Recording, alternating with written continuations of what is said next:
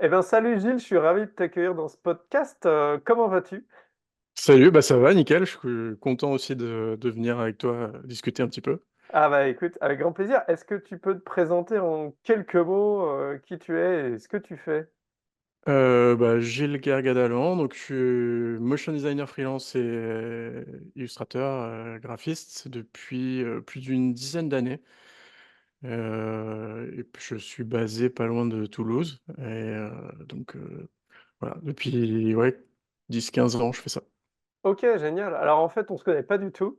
Et Mm. ce qui m'a fait te contacter, c'est un post que tu as publié il y a quelques temps en disant que tu étais parti voyager tout en travaillant. Alors c'était pas même un voyage, c'était même carrément un style de vie là pendant 5 ans. Pendant 5 ans, tu étais sur les routes et en même temps tu travaillais et Ouais. ça m'a bien plu parce que moi je suis indépendant et j'aime bien aussi voyager. Donc j'étais curieux de savoir, bah, comment tu t'y es pris, pour gérer ces 5 ans et j'imagine qu'il devait y avoir des super moments puis des moments plus difficiles. Mm. Est-ce que déjà on peut revenir un petit peu sur le contexte, sur ce voyage, ce projet, comment c'est né et puis comment ça s'est, mis en route? Oui, bah, du coup, c'était en fin 2017. Alors moi, j'ai fait mes études à Paris.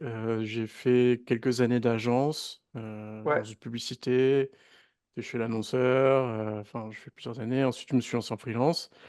Et ça faisait déjà, je crois, 2 ans que j'étais... Non, 3 ans que j'étais freelance. Quand on en a eu un petit peu marre avec ma compagne et on a décidé de tester un petit peu ce mode de vie-là. On voulait un peu voyager.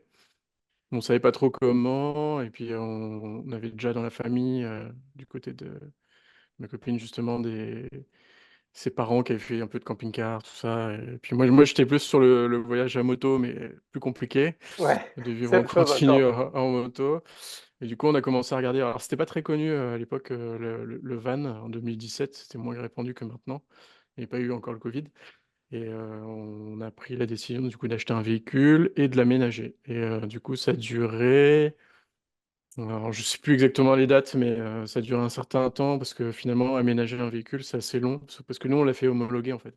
OK. Donc, ça te permet en fait que tes assurances te remboursent en cas de sinistre ou autre, et c'est considéré comme un camping-car, ce qui nous est arrivé d'ailleurs. On a eu un souci mécanique. On Ah, a eu l'hébergement de rembourser. Donc, ouais, on est parti là-dedans. Donc, on a alterné. Donc, on est parti de Paris. On a aménagé ça entre la Bretagne et la Lorraine, les deux régions, Bretagne pour moi et Lorraine pour ma compagne. Donc, on a aménagé le camion, on l'a homologué, et puis après, on est parti sur les routes. Donc, essentiellement en Europe. OK. Et alors comment tu as préparé, le terrain, on va dire, pour ton activité, professionnelle? Parce que c'est pas évident de continuer à peut-être, à garder les clients, peut-être que tu avais des rendez-vous physiques, comment Oui, ça s'est préparé et comment tu as fait la transition? oui, ouais, effectivement. En plus, avant Covid, tu dois en savoir quelque chose. Des fois, tu as certains clients qui veulent que tu sois sur place. Moi, ça m'arrivait assez souvent, c'est en région parisienne, de devoir aller sur place, rien que pour un rendez-vous pré-signature, quoi, pour une rencontre. Donc, Mmh, bon, à vrai dire, j'ai pas trop préparé spécialement la transition, sachant que moi, j'étais déjà freelance depuis un moment et ouais, que ça m'arrivait assez souvent de travailler de chez moi. Donc, OK. après, la préparation, elle est plus toi-même de te dire que c'est possible. Ah ouais, de s'autoriser, Euh, à le faire. Ouais, de se dire, c'est possible, bah, tu un peu comme quand tu te lances en freelance. Alors moi, c'est pareil, hein, quand je me suis lancé en freelance, là où j'étais, et personne n'avait fait ça, et du coup, c'était un petit peu le saut dans le vide, quoi. Donc, tu pas trop d'exemples, en fait. T'as pas de gens qui disent: «Bah, moi, j'ai déjà vécu et tout». Ce qui est beaucoup plus courant maintenant, hein. Après le covid, tu as beaucoup plus de gens qui ont décidé, du jour au lendemain de se lancer, soit dans un voyage, dans le monde, soit de passer de la ville à la campagne dans une maison, enfin, des trucs que tu as beaucoup plus d'exemples autour de toi, donc tu as Mmh. peut-être un peu moins peur de le faire. Donc, j'avais pas spécialement, préparé ça, c'est plus sur l'aspect technique où je me faisais un peu du souci sur le côté machine, en fait, de pouvoir suivre et tout, et il Ah, a que fallu se d'avoir un documenter. ordi qui puisse, Ouais. un ordi portable qui puisse, tenir la Ouais, route ouais, sur, exactement. Ouais, il a fallu faire l'investissement d'acheter un portable assez costaud. Après en termes de commercial, j'ai rien fait de spécial parce que j'avais déjà un réseau. J'avais quand même pas mal de clients. En plus, on était enfin 2017, enfin moi j'ai commencé le motion quand il y avait pas grand monde qui était motion.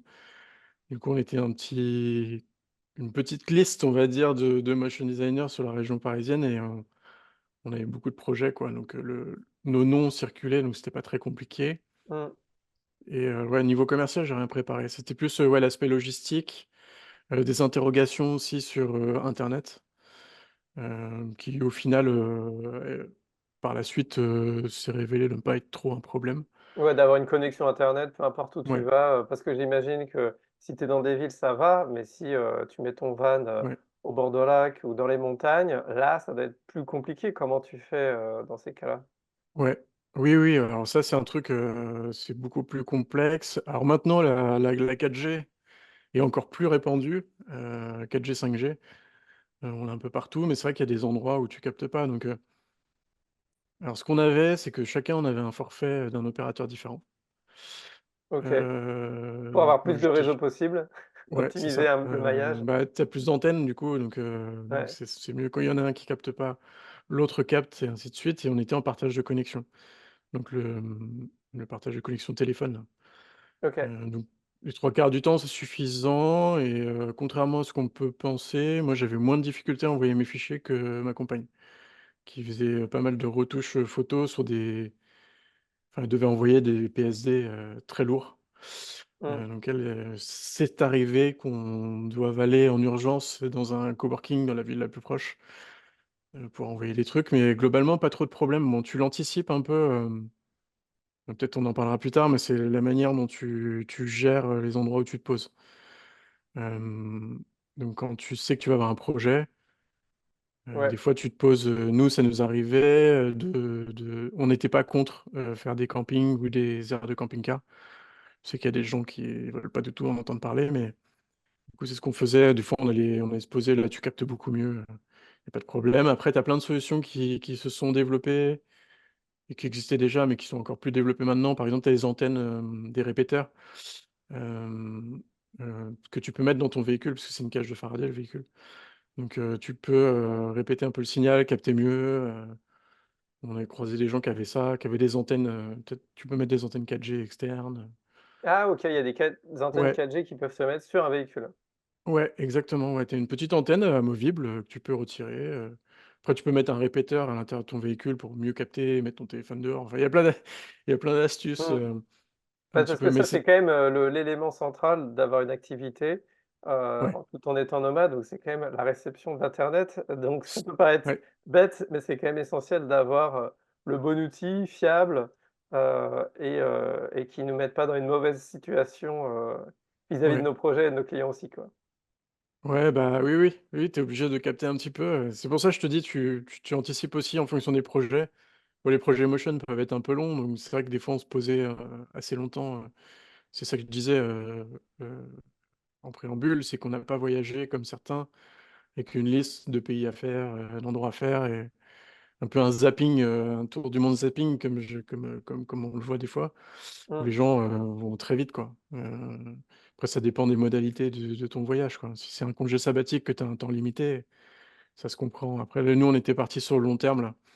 C'est plus ou moins, moi j'aime à dire que c'est un petit peu comme si on avait été expatriés parce qu'on est resté longtemps, à certains endroits. Du coup, tu vis un peu, dans le pays, on est resté très longtemps en Espagne, Portugal, enfin, moins longtemps en Suisse parce que ça coûte plus cher, OK. mais ouais, ouais, oui, tu t'arranges un petit peu. Il y a plein de solutions maintenant qui existent, donc c'est pas mal. Après, après oui, tu peux, toujours aller dans des coworking. Nous, on est resté qu'en Europe, donc ça, c'est un truc Ouais, à ça, votre savoir, c'est que voyage, en fait, vous êtes contourné ouais, en Europe, ah, parce comme ouais, vous êtes partis 5 ans, j'imagine qu'il devait y avoir des périodes de plusieurs mois par pays, ouais, pour c'est bien ça. profiter et puis, prendre le temps aussi. En Europe, tu as pas de souci parce que les forfaits mobiles, tu as les accords, Avec les de l'Union opérateurs, européenne, ouais, entre les opérateurs. Alors si, tu as un souci, qui est qu'au bout de suivant l'opérateur, au bout de 3 ou 4 mois, ils vont commencer à te dire, «Vous passez trop de temps à l'étranger, Ah! il faut que vous reveniez en France». Moi, j'ai pas eu le souci, chez Orange, ils m'ont jamais fait de problème. Par contre, chez SFR, je sais que ma copine, elle a eu des messages, quoi. On est obligé de passer la frontière et de revenir, enfin bon, Ah un ouais, truc OK, anticipé. Ouais, ouais, bah, après tu peux prendre des cartes de SIM jetables, dans le pays où tu es, prépayées, enfin, il y a plein de choses qui sont possibles, tu peux toujours t'arranger, quoi. OK, Tu donc voilà. C'est, OK. Eh ben, très, très cool et alors sur ton quotidien, alors comment tu t'organisais? Parce que est-ce que tu avais une partie voyage, genre le matin, tu travailles et l'après-midi vraiment c'est de la balade? Est-ce que c'est pendant une semaine, tu bossais, tout le temps et puis pendant une ou 2 semaines après tu travaillais pas? C'était quoi un peu? C'était un mix de travail-voyage, c'était quoi le quotidien? bah, nous, on n'est pas trop du genre à planifier. Du coup, c'est vrai que ça dépendait en fait, ça dépendait beaucoup des plannings freelance de chacun. Ouais, Bon, le truc qui est un peu compliqué, c'est que, bah, des fois, il y en a un n'a pas de projet et l'autre, en a un. Donc, tu es un peu bloqué. Donc, tu peux pas on n'avait pas je sais qu'il y a des gens qui s'organisent comme ça, ouais, comme tu dis. Il y a des gens qui, nous, on l'a pas fait, mais il y a des gens qui finalement travaillent que le matin, par exemple, et l'après-midi est dédié à de la visite. Nous, on faisait pas ça. C'est quand on avait du temps, quand on était tout le temps libre, tous les 2 libres, on pouvait, on pouvait partir à certains endroits, faire des visites. Mais globalement, non, on était plus sur, une routine un petit peu de freelance normale, finalement. Donc sauf que tu es posé, dans des endroits beaucoup plus sympas. improbable, ouais. Ouais, après ça dépend vraiment des projets.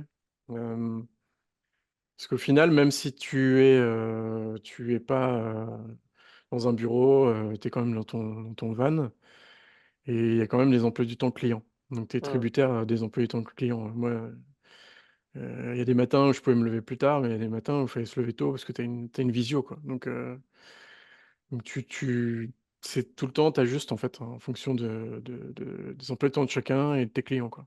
Et alors est-ce que tu as informé tes clients en amont? Ils l'ont découvert pendant? Tu l'as caché? Comment tu abordé Heu, ce sujet-là vis-à-vis de tes clients? ouais, non, je suis pas du genre à mentir, donc j'étais assez honnête.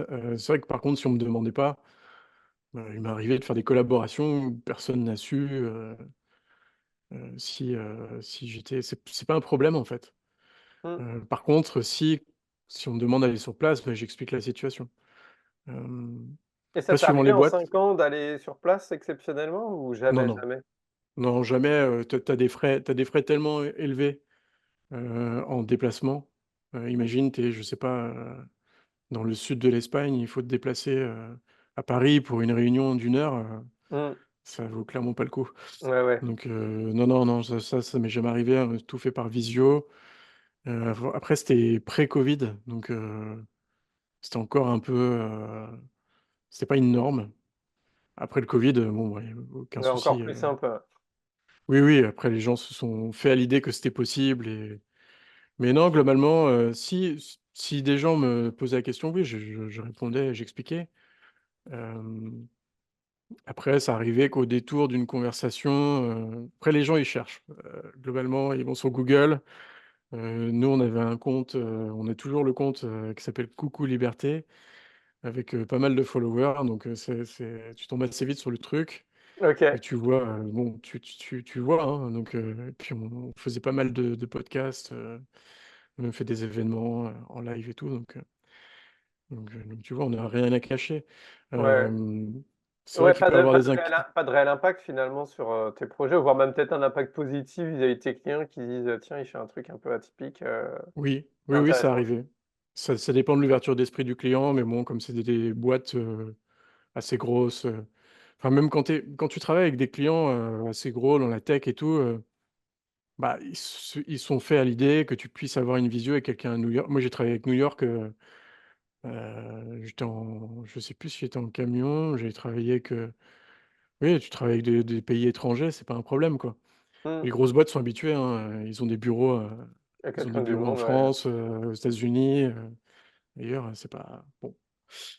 Non, non, c'est pas un problème. Après, c'est vrai que tu peux avoir des a priori, des gens qui vont se dire: «Ah ouais, mais il va pas travailler sur le truc» ou Ouais, ouais. Ça, tu as Oui, senti bah, un peu ce côté, oui, tu peux managérial? avoir une crainte, au 1 mais bon, quand tu fais tes premiers livrables, qu'il y a pas de problème, que tu es là pour les réunions, tu réponds, tu es réactif, pas de souci, quoi. Et est-ce que sur ta ton travail, sur ta créativité, est-ce que ça a eu un impact? Est-ce que, je sais pas, ça t'a plus inspiré? Est-ce que tu travaillais mieux ou moins bien? Est-ce que tu sens que ça t'a Mmh. impacté d'être sur la route plutôt que dans un bureau plus classique ou chez toi? Pou, pou. Ça dépend parce que moi j'ai fait une petite période de transition où, bon je fais toujours du motion, j'en ai toujours fait, mais c'est vrai qu'au début j'en faisais énormément et j'en ai fait un peu moins. Enfin je travaillais moins, hein, quand j'étais en camion. Tu es plus sur une balance, entre équilibre, travail et vie Mmh, et profiter un peu de tu vis beaucoup plus à l'extérieur, par exemple, parce que c'est un petit camion, hein, tu même pas 11 mètres carrés à l'intérieur, donc ouais, tu es souvent dehors. Moi je sais que je fais toujours du sport, mais j'en faisais encore plus, j'en faisais quasiment tous les jours. Bah, le matin, quand tu te réveilles, tu veux faire des étirements dehors et tout, surtout quand on était dans des pays quand il faisait moche, on bougeait, on allait vers le soleil, ouais, donc facile. tu es dans un rapport un peu différent. Ouais, ouais, mais ouais, oui, peut-être que oui, tu peut-être plus créatif parce que tu es moins stressé. Mais bon, tu as quand même des périodes de stress, hein, quand tu avais pas de projet, tu as le même stress que tu as en freelance, quand tu as Ouais, une ouais, période de creux. Finalement, ça change pas parce que c'est là-dedans, quoi, donc que tu sois, dans un bureau ou ailleurs, c'est beaucoup l'esprit qui fait beaucoup dans notre job, quoi, donc ouais, si, ça t'aide à te relaxer un peu. Après, ouais, comme je disais, mais j'ai fait pas mal de lettering à cette époque-là. Je faisais un peu du donc dessin de lettering, pour lettres et ceux tout. qui savent pas ce que c'est, est-ce que tu peux dire? Ouais, c'est du dessin de lettres, en fait, donc c'est dessiner un peu des lettres, c'est des illustrations de lettres, finalement. Pour le petite anecdote, c'est, la calligraphie, c'est ce que tu écris, Mmh, donc avec un outil. Le lettering, c'est ce que tu dessines, donc souvent au crayon et après la OK. typographie, c'est un système que tu crées pour, un outil que tu peux utiliser, quoi, avec des modules, quoi, donc c'est la différence entre les 3 et ça, j'en ai fait beaucoup et donc de l'illustration aussi, j'essaie toujours de faire, je fais toujours plein de choses et j'essaie toujours d'apprendre des nouvelles choses et ça me branche, quoi. Donc oui, Excellent. oui, créativité, je sais pas trop, si en partie, mais peut-être pas forcément que sur le motion, quoi. Ouais, ouais, au global, en fait. Ouais, Un ouais, ouais. impact global. Mais Génial. tu changes ta vision des choses, de beaucoup de trucs, au niveau, consommation, au niveau besoin, tu te rends compte de beaucoup de choses, quoi. Ouais, donc tu avais une vie entre guillemets un peu plus simple et des Ouais, plus connectée à des bah, à la nature, à l'extérieur et c'est ce qui ouais, t'enlevait le stress que tu peux avoir, au global dans ton activité, mais ça avait un équilibre plus fort, un meilleur ouais, équilibre. ouais. Bah, je travaillais moins et bah, tu as aussi comment, les dépenses, tu moins de frais quand même d'être, comme ça en nomade. Pas forcément, je pense, les digital nomades qui sont dans des hôtels ou des choses comme ça. Suivant le pays, ça peut être, plus cher ou moins cher, hein. Quand tu es en Asie, c'est un peu moins cher. Mais ouais, en camion, tu avais moins de même si on payait, alors ça, c'est un autre mythe aussi autour des gens en camion, c'est que c'est tous des gens qui profitent des aides et tout, alors que pas du tout, Mmh. tu payes tes impôts et tu payes tout ce que tu dois payer, comme les autres, quoi. Ouais. C'est juste que tu as des factures d'électricité moins élevées, donc tu pas de facture d'eau, t'as pas de donc ouais, tu dépenses, quand même moins, quoi. Et alors justement, c'est un point moi que j'avais en tête, comment tu gères la partie administrative? Parce qu'en France, il faut toujours avoir une adresse, pour avoir, pour qu'on puisse recevoir du courrier de la banque, des impôts et cetera. Donc comment vous avez géré ce volet-là? Vous aviez, trouvé une solution, idéale? Ouais. Ouais, c'était un peu complexe. Ça, j'avoue, c'était un peu complexe avec les centres d'impôts, c'était un peu compliqué. Tu plein de manières différentes de le faire. Alors nous, on voulait pas se mettre chez nos parents, parce que tu peux te mettre chez tes parents, en disant que tu es hébergé à titre gracieux, Ouais, pour avoir une adresse. Oui, c'est le problème, c'est l'adresse, parce que ton entreprise, il faut qu'elle soit domiciliée à une adresse. ah ouais, c'est Il ça. faut recevoir ton courrier. Donc, nous, la solution par laquelle on est passé, c'est une boîte postale payante, qui était en Lorraine et du coup qu'on payait chacun une adresse, à l'année, qui recevait notre courrier et qui faisait office d'adresse fiscale. Ouais, c'est une domiciliation, c'est ça? Ouais, c'est une OK. domiciliation, que tu peux faire pour les entreprises. Certaines entreprises le font aussi pour, une question de vie privée, pour aussi éviter Enfin, je sais que tu as certains influenceurs qui le font aussi pour pas que les gens trouvent leur adresse ou des choses comme ça, Ouais. donc ouais, il y Toi, avait tu plein de voulais pas être questions comme ça. harcelé par tous tes fans du blog? Voilà, c'est ça, c'était ça. Non, mais ça a été un peu complexe parce que tu as plusieurs manières. Donc tu peux te faire domicilier chez un proche, tu peux, avoir, accès au CCAS, on appelle ça. C'est un peu des centres d'aide dans chaque ville pour les gens qui n'ont pas de domicile fixe. Sauf que nous, on n'était pas éligibles, avec nos revenus, donc on n'a pas fait ça et on est passé par la boîte, de domiciliation. Mais ça a été compliqué avec les impôts. En nous disant que c'était pas recevable, tout ça, il a fallu aller sur place. Ah ouais, Ouais, ouais, ouais, alors que ça l'était, hein, c'était recevable, mais ça les embêtait parce que tu as certaines personnes qui servent de ça aussi pour plus ou moins frauder justement. Il a fallu se rendre sur place et tout, alors que c'est passé finalement, hein. On est resté OK. 5 ans comme ça, il y a pas eu de soucis. Bah, eux, on voulait pas chez les parents parce que, moi, mes parents avaient eu un petit coup dur et du coup, ils touchaient des aides justement et si tu rentres dans le foyer fiscal en fait, Ah oui, OK, ça donne un tu impact, peux retirer des aides, ce qui était pas souhaitable. On voulait pas, causer du tort à qui que ce soit, quoi. mmh. OK.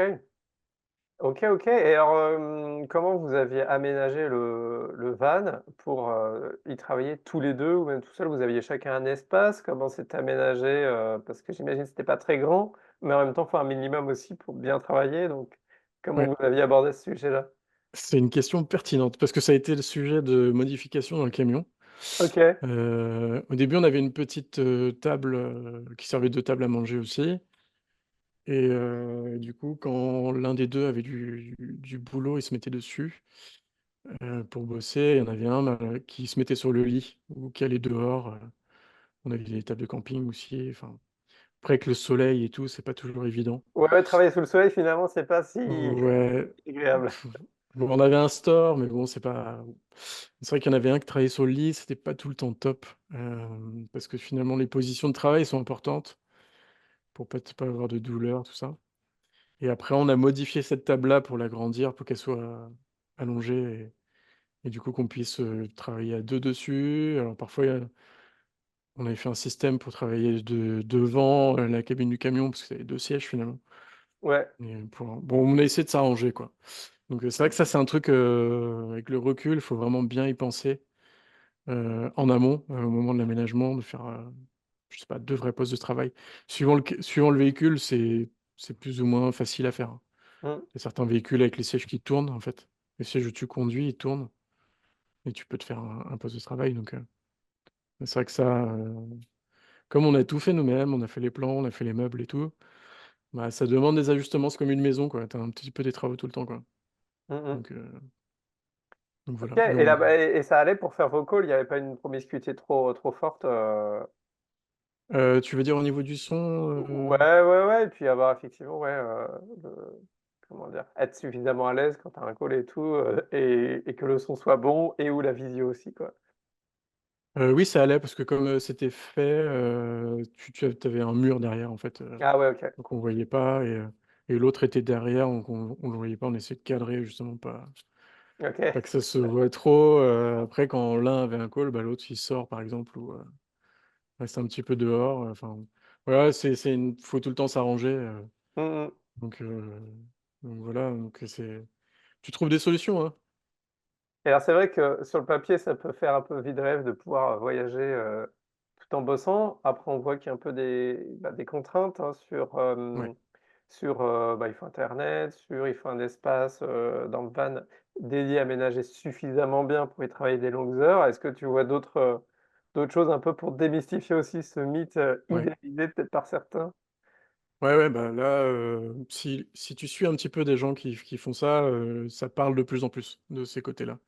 Il y a eu tout un plusieurs années nous, on le faisait, mais c'est vrai que, il y a pas mal de monde qui donnait pas vraiment l'image, réelle, du truc.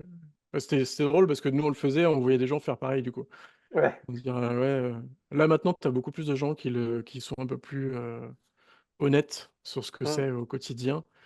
Parce que ça a été un phénomène de mode, il y a eu pas mal de désillusions aussi, on a rencontré des gens aussi qui s'y retrouvaient pas, hein, ça peut arriver. Ouais. Si t'es pas fan du camping ou que t'aimes bien avoir une vie un peu rangée, d'être dans ta maison, routinier et tout, ça peut ne pas être pour toi, quoi. Mmh. Donc oui, les mauvais côtés en van, bah, par exemple, moi ce que j'avais noté, c'est par exemple, tu as un confort un peu invisible quand tu es dans une maison. C'est-à-dire, je m'explique sur les choses simples comme l'eau.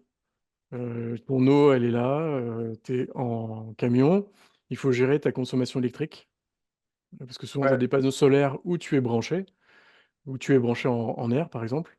Donc c'est soit l'un, soit l'autre, mais quand tu es dans la nature, ça arrivait qu'on était dans la nature, donc tu as juste ces panneaux solaires. Donc l'énergie est limitée.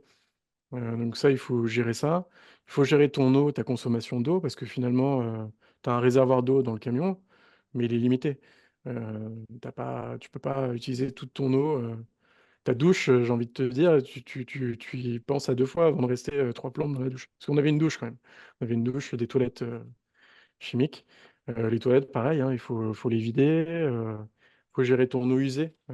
Quand tu laves ta vaisselle et tout, ça remplit un réservoir d'eau dans le camion, il faut le vider au bout d'un moment, mais tu le vides pas dans la nature, quoi. Ouais, il y a toute une gestion des ressources à Ouais, gérer en plus, de la oui, vie de voyage et en plus du travail donc il y a peut-être ouais, des fois j'imagine qu'au bout d'un moment les rituels s'installent, mais ça peut apporter une certaine lassitude aussi quand, tu sais que ouais. tu dois travailler, mais en même temps tu dois t'occuper de gérer Bah, ça, oui, oui. ça peut être Ça une peut charge. être ça peut être usant et c'est une charge mentale, ouais, que tu as parfois. Parfois, c'est un peu dur parce que, bah, tu vas avoir des jours, il pleut, non-stop et donc tu restes un petit peu enfermé dans ton camion, qui est tout petit, finalement. Mmh, Et tu dois travailler tout ça et en plus tu dois, bah, c'est comme quand tu travailles, que tu dois aller faire les courses ou que tu as des corvées à faire, là tu en as un peu plus. Parce que les choses qui sont le confort que tu as tous les jours dont tu te rends pas compte, bah, là il faut s'en occuper, même un truc mmh. tout bête, hein, trouver un endroit où dormir Ouais, ouais, ouais, ça c'est sûr. et ça maintenant il y a beaucoup plus d'interdictions parce qu'il y a des gens qui ont abusé, qui se sont mis à des endroits où il fallait pas ou qui ont été tu as des gens aussi qui font ça que le week-end ou qui font ça que pendant les vacances et qui ont pas des.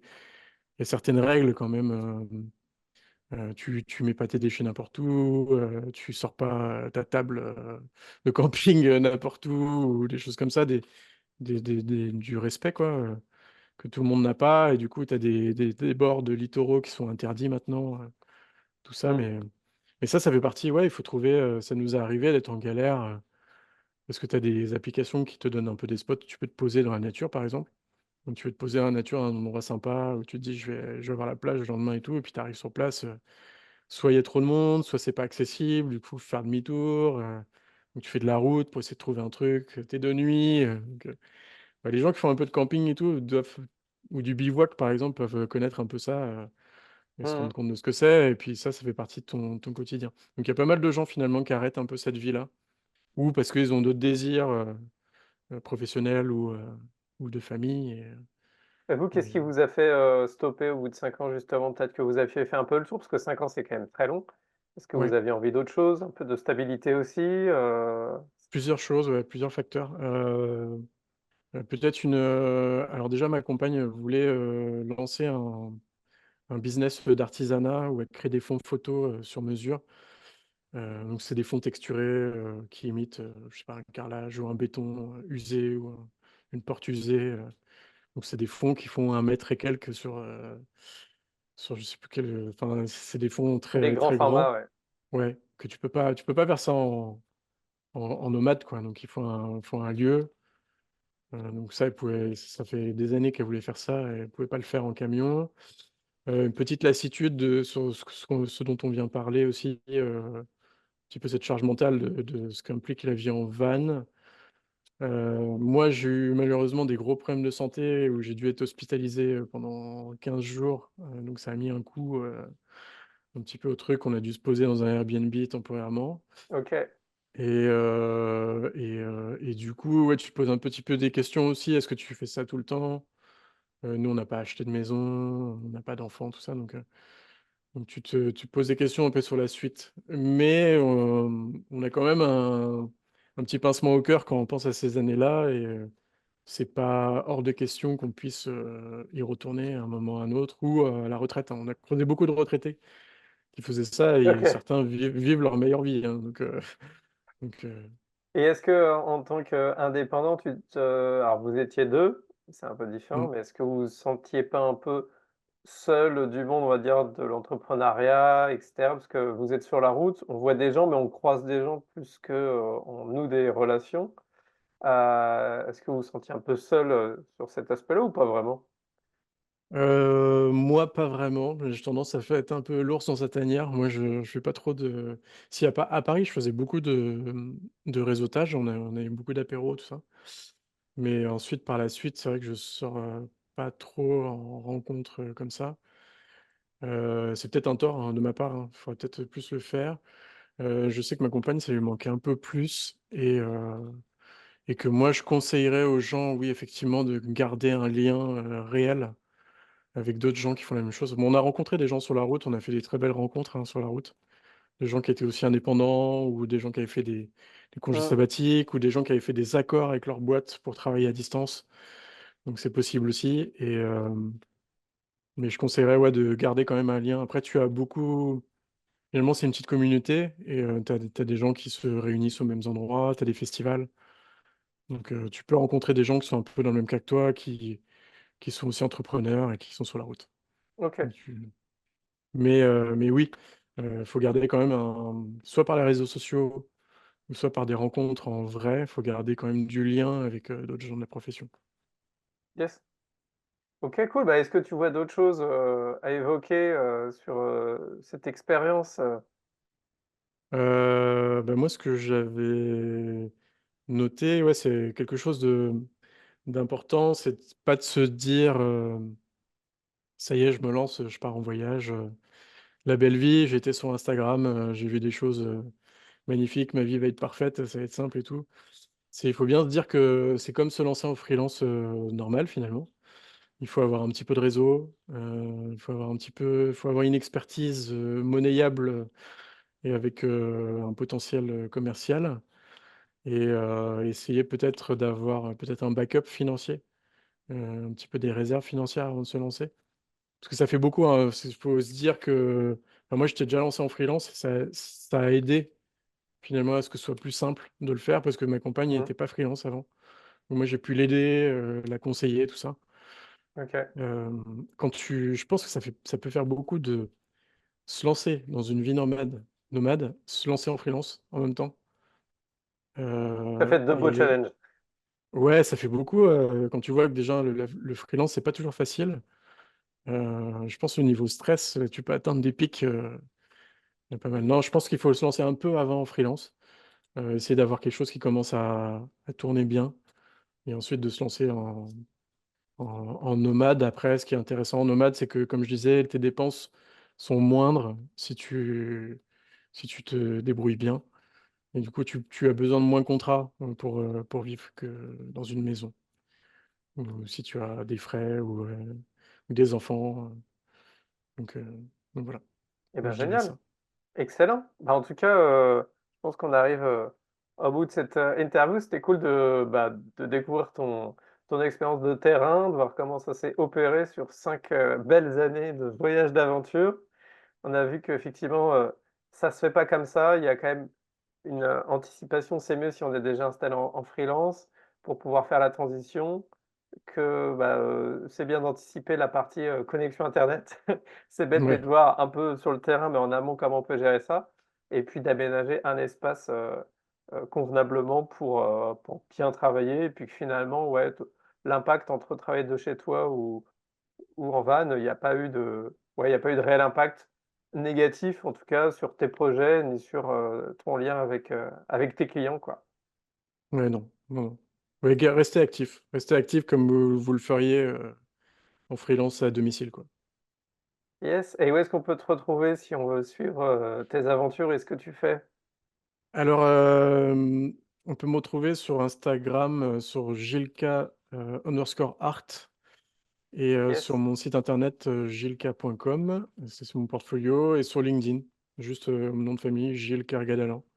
Je poste, à peu près toutes les 2 semaines, en rapport avec la création, le motion, donc très voilà. bien. Eh ben, c'est noté. Bah, merci, Gilles et puis, bah, à bientôt peut-être sur les routes alors. Ça marche. Merci à toi. Ouais, ciao. Bye.